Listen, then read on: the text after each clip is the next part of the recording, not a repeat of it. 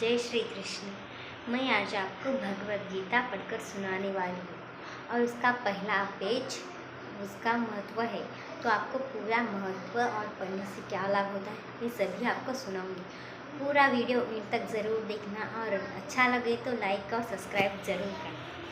धन्यवाद। आज हम आपको भगवद गीता की महिमा पढ़कर सुनाने वाले हैं। इसे ध्यान से सुनिए और अपने जीवन में कुछ ऐसा एक लक्ष्य बनाएं जो आप उसी लक्ष्य पर रहकर केंद्रित करें और उस लक्ष्य तक अपन पहुंच सकें।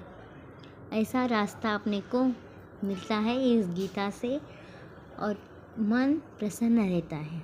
अपन स्टार्ट करें। श्रीमद् भगवद गीता साक्षात भगवान की दिव्य वाणी है। इसकी महिमा अपरंपार है, अपरिमित है।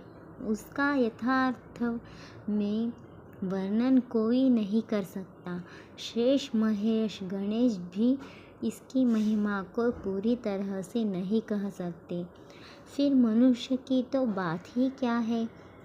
इसी इतिहास पुराणों आदि में जगह जगह इसकी महिमा गाई है, परंतु जितनी महिमा इसकी अब तक गाई गई है उसे एकत्र कर लिया जाए तो भी यहाँ नहीं कहा जा सकता कि इसकी महिमा इतनी ही है। सच्ची बात तो यह है कि इसकी महिमा का पूर्णतया वर्णन ही नहीं कह सकता। जिस वस्तु का वर्णन हो सकता है वह अपरिमित कहाँ रही, वह तो परिमित हो गई। गीता एक परम रहस्यमय ग्रंथ है। इसमें संपूर्ण वेदों का सार संग्रह किया गया है। इसकी रचना इतनी सरल है और सुंदर है कि थोड़ा अभ्यास करने से भी मनुष्य सहज इसको समझ सकता है, परंतु इसका आशय इतना गूढ़ और गंभीर है कि आजीवन निरंतर अभ्यास करते रहने पर भी उसका अंत नहीं होता। प्रतिदिन नए नए भाव उत्पन्न होते ही रहते हैं। इससे वह सदा नवीन ही बना रहता है एवं एकाग्र चित्त होकर श्रद्धा भक्ति सहित विचार करने से इसके पद पद में परम रहस्य भरा हुआ प्रत्यक्ष प्रतीयत होता है। भगवान के गुण प्रभाव स्वरूप तत्व रहस्य और उपासना का तथा कर्म एवं ज्ञान का वर्णन जिस प्रकार इस गीता शास्त्र में किया गया है वैसा अन्य ग्रंथों में एक साथ मिलना कठिन है। एक भगवद गीता एक ऐसा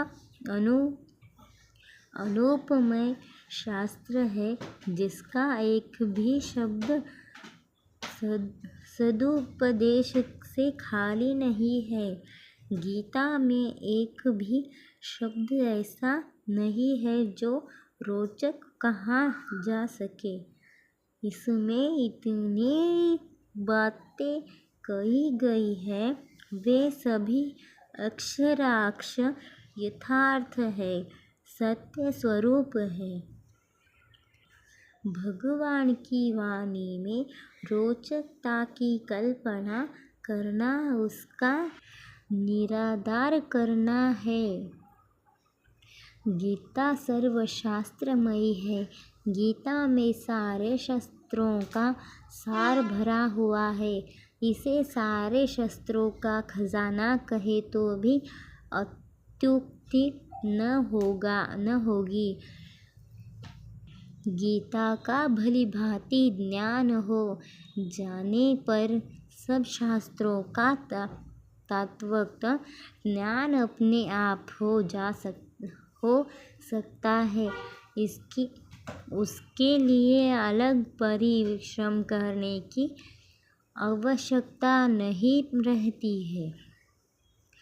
महाभारत में भी कहा है, सर्वशास्त्रमयी गीता। भीष्म 43:2 है। तो परंतु इतना ही कहना पर्याप्त नहीं है, क्योंकि सारे शास्त्रों की उत्पत्ति वेदों से हुई। वेदों का प्रकट्य भगवान ब्रह्मा जी के मुख से हुआ और ब्रह्मा जी भगवान के नाभि कमल से उत्पन्न हुए। इस प्रकार शास्त्रों और भगवान के बीच में बहुत अधिक व्यवधान पड़ गया था, किंतु गीता तो स्वयं भगवान ने मुखारविंद से निकली है, इसीलिए उसे सभी शास्त्रों से बढ़कर कहा जाए तो कोई अत्युक्ति नहीं होगी। स्वयं भगवान